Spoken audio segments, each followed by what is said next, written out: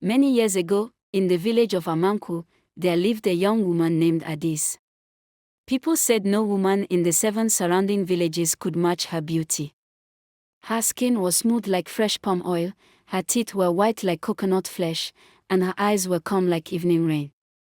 Whenever Adis walked through the market, traders stopped calling customers.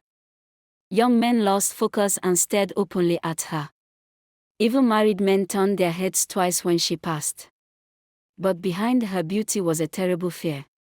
Every man who married Adis died before the full moon.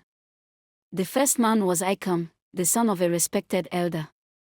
He loved Adis deeply and refused to listen to warnings.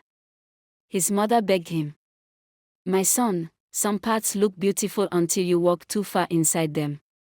But Icam laughed. Are people now dying because of love? The wedding was big. Drums filled the village square. Women danced. Palm wine flowed from morning till night. For 2 weeks, everything was peaceful. Then Icam changed. He stopped sleeping well. Every night, he woke up sweating and looking around the room in fear. One night, Adis held his arm and asked softly, "What is troubling you?" Icam looked at her with shaking eyes. "There is a woman standing behind you every night." Adis quickly turned around. But nobody was there. 3 days later, Icam died in his sleep. No sickness. No wound. Nothing. Only fear remained on his face. After his burial, whispers spread across Amanku. That woman carries death. She is not ordinary. She belongs to the spirits. People stopped visiting Adis. Women no longer allowed her near their children. Some even crossed to the other side of the road whenever she passed. Adis cried many nights, but tears could not stop what followed. Months later, another man came into her life. His name was Obina, a strong hunter who feared nothing. When people warned him, he became angry. "Did anybody see Adis kill somebody?" he asked. The elders kept quiet. Obina shook his head. "You people are allowing fear to control your minds." And so he married her. At first, happiness returned to Adis' life. People saw her smiling again at the stream while fetching water. They saw Obina sitting outside with her in the evenings, laughing loudly as if nothing in the world could touch them. Then strange things started happening. Obina began hearing footsteps around the house at night. Heavy footsteps. Slow footsteps. Like somebody walking around the hut again and again. One midnight, he jumped up from bed and ran outside shouting, "She is here." The neighbors rushed out with lanterns. "Who is here?" they asked. Obina pointed at the darkness with trembling hands. "The woman with red eyes." Nobody saw anything. The next morning, the village dibia was invited. He threw his cowries on the ground and became silent for a long time. Finally, he spoke. "There is a spirit following this woman." Fear spread through the village immediately. Some elders demanded that Adis should leave Amanku forever. But before anything could be done, Obina died. His body was found near the Noku tree at the edge of the forest. His eyes were wide open with terror. After that, no man came close to Adis again. Children sang songs about her whenever she passed. Old women covered their faces at the mention of her name. Adis became lonely. But the truth started many years before the deaths. It began on the night she was born. That night, rain fell heavily without stopping. Thunder shook the roofs of houses, and dogs cried throughout the village. Adis' mother nearly died during childbirth. The old midwife, Mama Urena, later told the elders something strange. The baby did not cry after birth, she said. The women listening became afraid immediately. In those days, people believed the silent newborn carried mystery. Mama Urena said the baby opened her eyes slowly and stared directly at the fire burning inside the hut. Then suddenly, the fire went out by itself. From that day, people feared Adis quietly. As she grew older, strange things followed her. A young man who once promised to marry her fell from a palm tree and broke his neck. Another disappeared inside the forest for 2 days. When he returned, he kept talking about a woman dressed in white standing beside Addis near the river. The elders warned young men to stay away from her. But beauty has a strong pull on the human heart. Years passed. Men died. Fear grew. Then one dry season, a stranger arrived in Amanku. His name was Chidibia. He came from a far village after the death of his father, hoping to start a new life. The first time he saw Addis was at the market. She was buying pepper from an old woman while the evening sun rested softly on her face. The moment Chidibia saw her, he stopped walking. Not because of her beauty alone, but because he felt like he already knew her somehow. Addis noticed him staring. "You should not come close to me," she said quietly. Chidibia smiled. "Why?" Her face became sad immediately. "Because men who love me do not live long." That night, Chidibia had a strange dream. He saw Addis standing beside a river under a full moon. She was crying. Behind her stood a tall woman dressed in white cloth. The woman's eyes were red like burning charcoal. Then the woman spoke. And her voice sounded like dry leaves moving in darkness. "She belongs to me." Chidibia could not forget the woman he saw in his dream. Even after morning came and the sounds of village life returned, fear remained in his heart.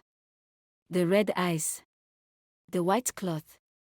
The voice that whispered, "She belongs to me." That same evening, he went to see Addis again. She was sitting alone beside the stream, staring quietly into the water while the setting sun painted the river orange. When she saw him approaching, sadness entered her face immediately. "You should stop coming here," she said softly. Chidibia sat down a short distance from her. "I saw her." Addis' body became stiff. For some moments, she said nothing. Then she asked quietly, "What did she look like?" "She wore white cloth. Her eyes were red like fire." Addis closed her eyes slowly as if the words carried pain. "It has started again," she whispered. The evening breeze suddenly became cold. Chidibia looked at her carefully. "Tell me the truth. Who is she?" Addis' eyes filled with tears. "When my mother could not have children, she went to a powerful Dibia near the river Njoba. The Dibia made a sacrifice and promised she would finally give birth. But there was a condition." Chidibia listened silently. The child would belong to the river spirit until another sacrifice was made. Fear moved slowly through Chidibia's chest. "My mother became pregnant with me soon after. But before she could complete the sacrifice, she died." Addis lowered her head. "And since then, the spirit has followed me." The river behind them suddenly moved violently though there was no wind. Chidibia stood up immediately. "Addis." Then he heard it. Soft singing. The same painful voice from his dream. Both of them turned toward the river slowly. A woman was standing on the water. Tall. Motionless. Dressed completely in white. Her glowing red eyes rested directly on Addis. Fear swallowed Chidibia completely, but Addis began crying immediately. "Please," she whispered, stepping backward. "Leave me alone." The spirit woman said nothing. Instead, the water around her began rising slowly. Then suddenly, Addis collapsed to the ground screaming. Chidibia rushed toward her. Her body shook violently as though invisible hands were dragging her away.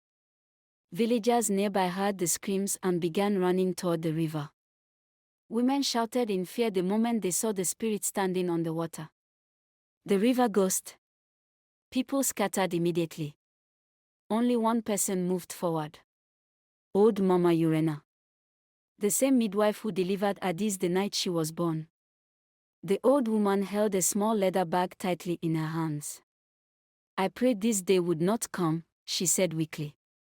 She removed the white chalk and began drawing symbols on the ground quickly while chanting ancient words under her breath. The spirit finally spoke. Her voice sounded like many voices speaking together. She is mine. The wind became violent immediately. Trees bent wildly. The river rose higher. Addis screamed again as blood slowly ran from her nose. Chidibia held her tightly. You will not take her, he shouted. Mama Urena turned sharply toward him. If you truly love her, do not let go no matter what happens. The old woman threw powder from her bag into the river. A loud cry exploded from the spirit woman instantly. The entire river shook violently. Villagers fell to the ground in fear. Then Mama Urena spoke the truth nobody knew. Addis was never cursed. She was promised to the spirit before birth. Every man who married her died because the spirit became jealous. Addis cried helplessly. I did not ask for any of this. The spirit moved closer across the water. She belongs to me. Mama Urena raised her voice angrily. No. The death was not hers. It belonged to her mother. The old woman cut her palm suddenly and let blood fall into the river. I complete the sacrifice today. The wind stopped immediately. Silence covered the village. For a long moment, nobody moved. Then the spirit woman slowly turned toward Mama Urena. Her glowing eyes began fading. The river became calm again. Little by little, the spirit's body disappeared into the darkness until only the sound of moving water remained. Addis fainted in Chidibia's arms. When she woke up the next morning, sunlight filled the hut softly. For the first time in many years, she felt peace. Real peace. No whispers in her dreams. No heavy presence behind her. Nothing. Outside, the village felt different too. The fear was gone. Days later, Mama Urena gathered the elders and explained everything that had happened. Shame filled the hearts of the villagers when they realized Addis had suffered for something she never chose. One after another, women who once avoided her began visiting her hut again. Children greeted her happily. The songs mocking her disappeared from the roads of Amanku. And Chidibia never left her side. A year later, the village celebrated another wedding. But this time, there was no fear. No whispers. Only joy. Under bright moonlight, Addis smiled freely for the first time since childhood as drums echoed through Amanku village. And when the next full moon came, Chidibia was still alive.